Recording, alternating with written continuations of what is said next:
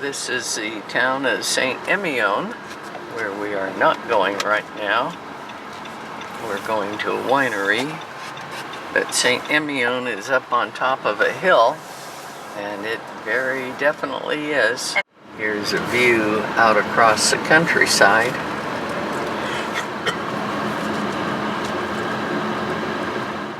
Just a few chateaux or wineries around here. St. Emilion is the oldest active wine-producing appellation in the Bordeaux region, with a history dating back to the ancient Romans. It's the largest major wine-producing region in Bordeaux, with 14,000 acres under vine and more than 800 different growers and producers. And they produce 2.4 million cases of wine each year. This is a two-way street, as well as pedestrians, and we are obviously coming down off of the hilltop of St. Emilion. Yes, we're officially in Disneyland. There is a little tourist tram to take people around town, and here we have farm vehicles.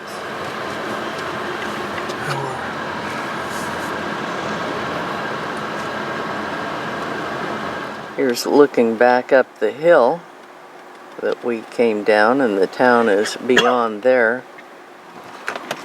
Looks quite nice. There's a truck full of grapes. They've just got them here.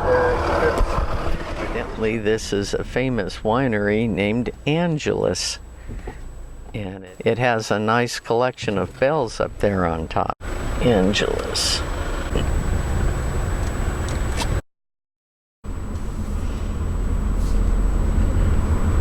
There are certainly no shoulders on this road.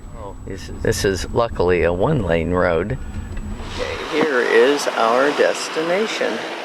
Starting with the 2019 vintage, St. Emilion became the first leading appellation mandating that all growers practice 100% self-sustainable vineyard farming techniques. That can include organic farming as well as biodynamic vineyard management techniques. Growers are forbidden to use herbicides and some pesticides as well. This winery has grapevines that average close to 50 years of age, and some of them are up close to 80 years of age. That means less production, but better quality. The tasting room used to be where they stored the wine. It was built in 1820. In 1955, the appellation of St. Emilion was classified. Unlike the Bordeaux classification of 1855, the St. Emilion list is updated every 10 years or so. The Premier Grand Cru Class A has 4 wineries, one of which is Angelus, and Class B has 15. This winery was upgraded in 2012 to the Premier Grand Cru Class B. Wine is aged in 100% new French oak barrels for 15 to 18 months, and on average, 5,000 cases are produced each year. We tasted these 3 wines, all owned by the Nyperg Estates, originally from Germany.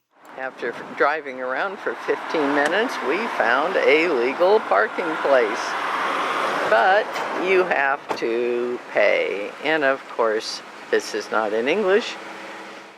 And I first did it with the credit card and got 15 minutes. And then a nice British lady managed to figure it out, and she got hers. So we tried it again, and now we're good for a couple hours. And this man's trying to get in without hitting us, because this is our car. We're on top of a limestone plateau, and all through the limestone we find where they have hollowed it out and built all kinds of things. Over here it appears there once was a huge church. This is all that remains. The end of the 100 Years' War between England and France occurred near here.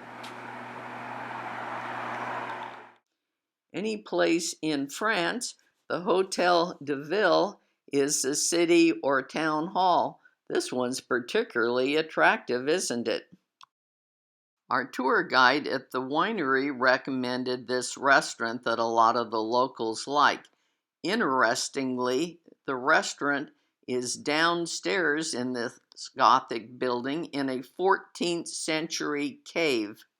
I had this delicious salmon, and Stu had a duck leg. Okay, we're up on the top of the plateau. This is St. Emilion, and there's nothing but grapes growing as far as we can see. St. Emilion's history goes back to prehistoric times. The town is a UNESCO World Heritage Site with Romanesque churches and ruins stretching all along the steep and narrow streets. St. Emilion was renamed for the monk Emilion, who settled here in the 8th century.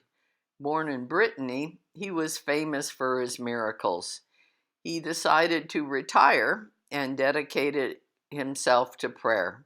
Eventually, he came to this area and took refuge in a cave, which became his home for the last 17 years of his life, from 750 to 767.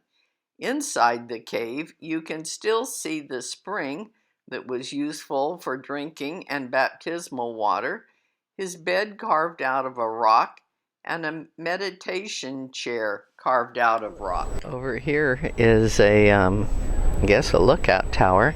Looks like you can climb up it.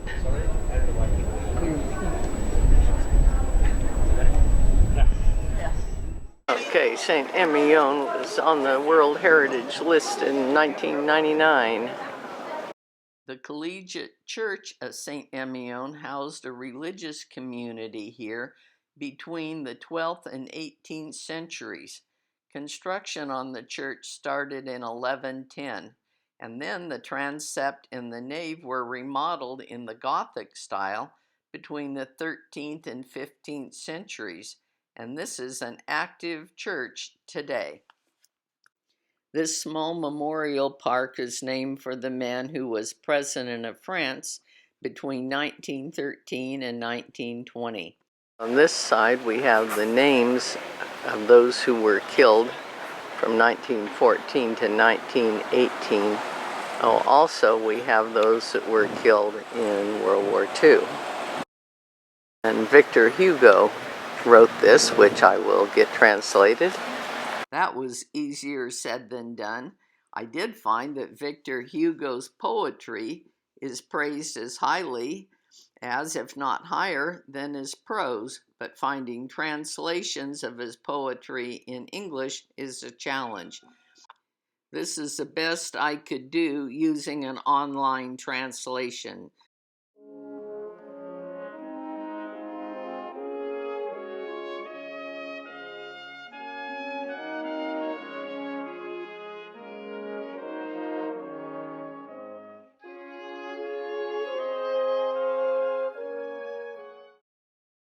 This winery is another Premier Grand Cru Class B in the classification of St. Emilion's wines.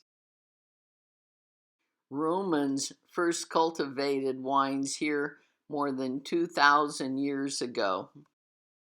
This winery is located on the limestone plateau, and below the surface there's an endless array of limestone tunnels and quarries.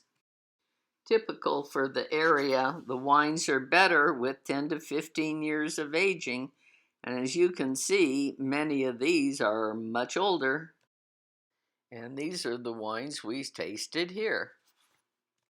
We stayed at the Grand Barrel. Today, it's a 5-star hotel. It was, however, built in 1903 as a home for the owner's future wife. Dinner was at this restaurant in Pomerol, in the middle of castles and grand wineries of Pomerol and St. Emilion. They're noted for fresh, carefully crafted dishes made with tasty regional ingredients.